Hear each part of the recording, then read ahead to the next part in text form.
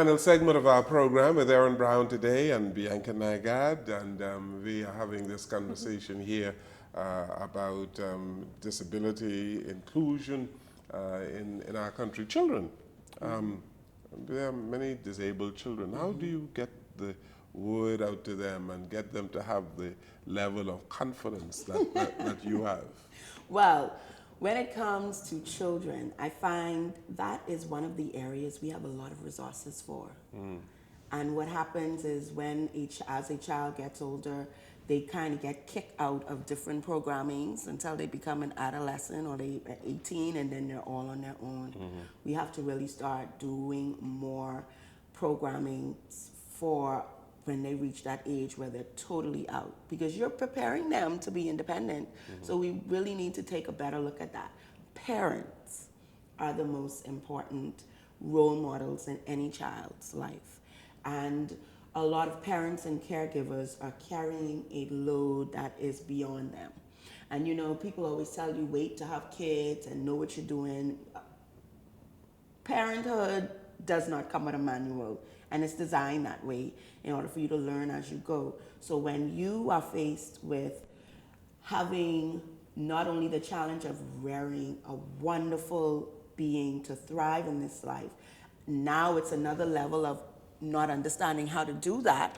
You need support.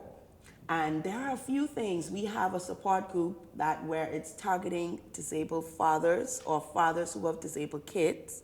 There's a support group that you can go. We have a support group for families that are disabled parents like myself or who are non-disabled parents with disabled kids. There are support groups for that. What I find is persons like me exist. They do. They might not be as vocal as me or as confident as me, but they do exist. There is somebody around you that you're not seeing, that you have kind of looked past them or you're looking through them. Think again.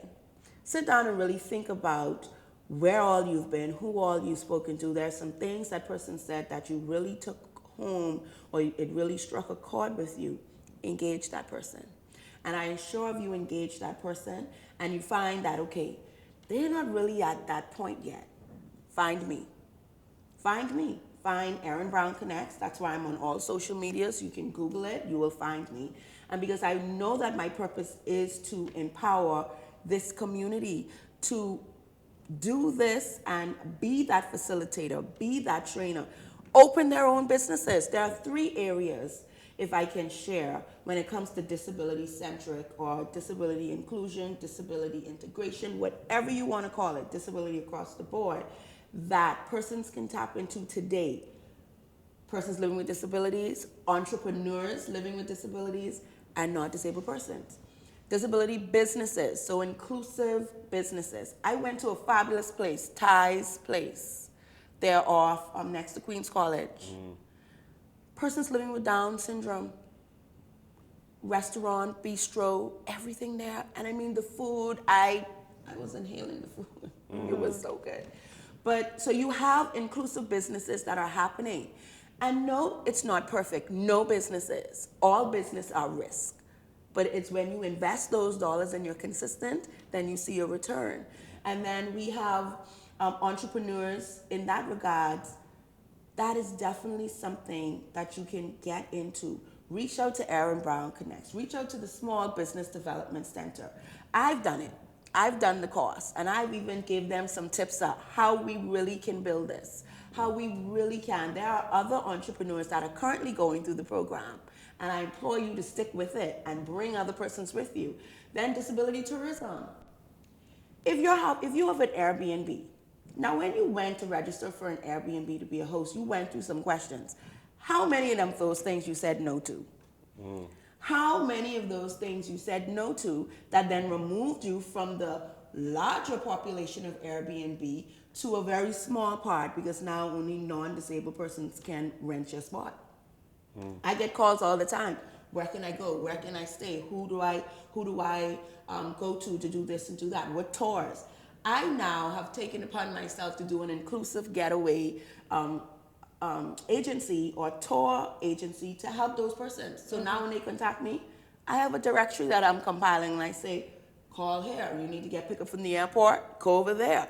We're missing out in millions of dollars and repeat customers because everybody wants to come to the sunshine and see.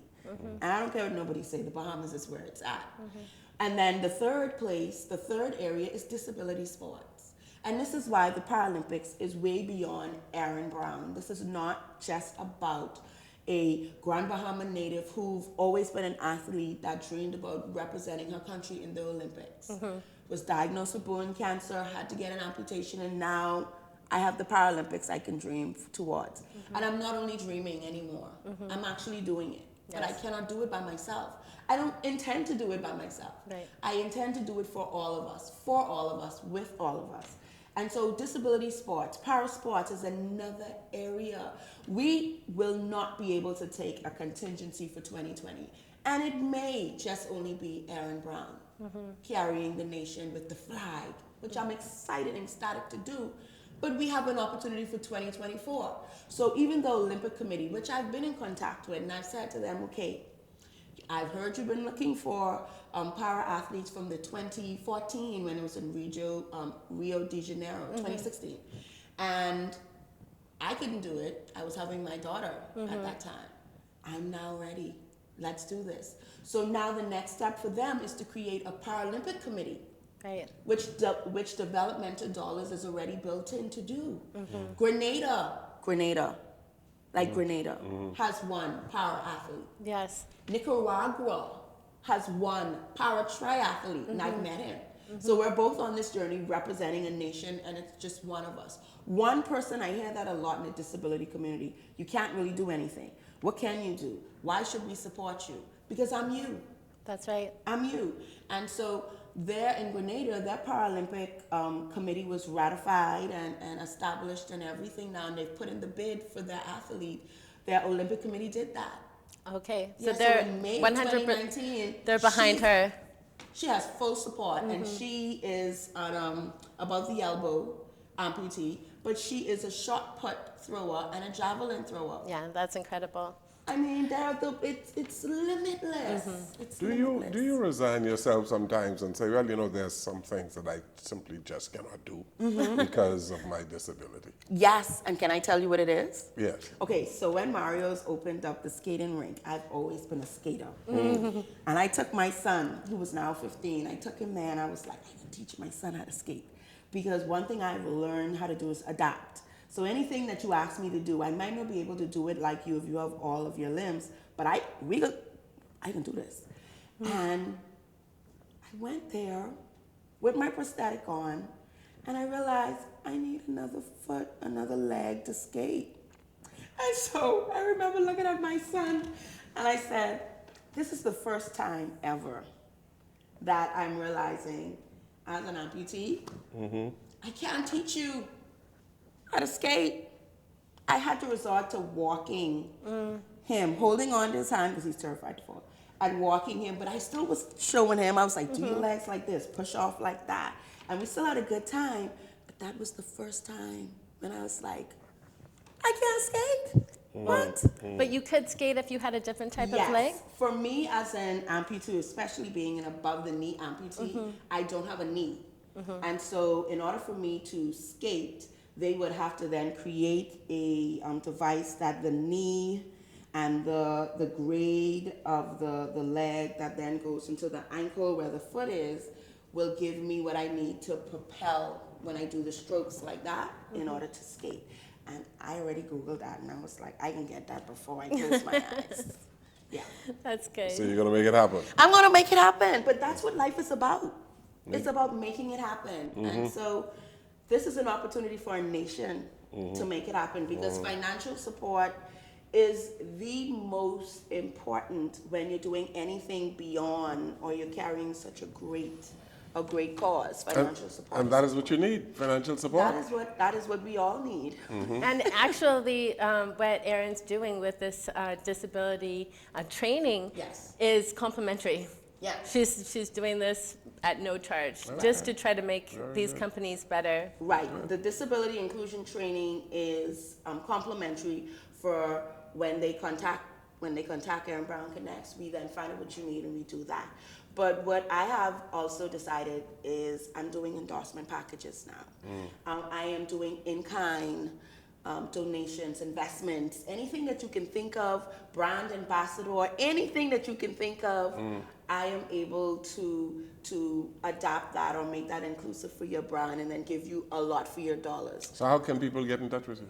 They can get in contact with me by the social media, it's Erin Brown Connects, or they can email me at Erin Brown Connects, CONECTS @gmail.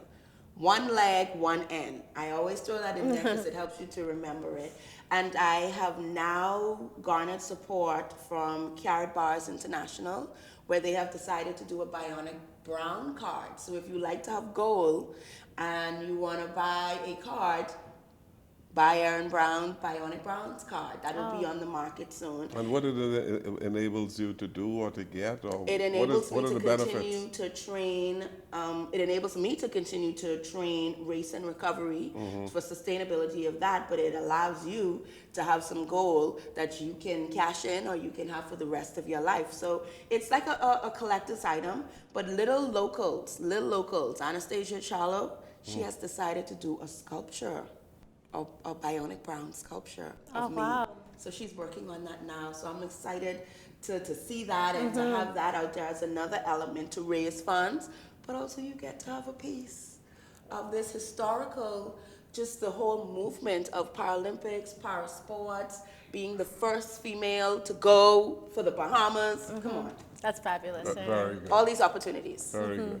Well, it's good to speak with you again. And we wish you well in your endeavors as you continue to train and qualify for the Paralympics. Yes. Thank you very much. Thank you for having me. Good. Thank you, Bianca. Thank you. Thank you for watching and listening to our program. Good evening.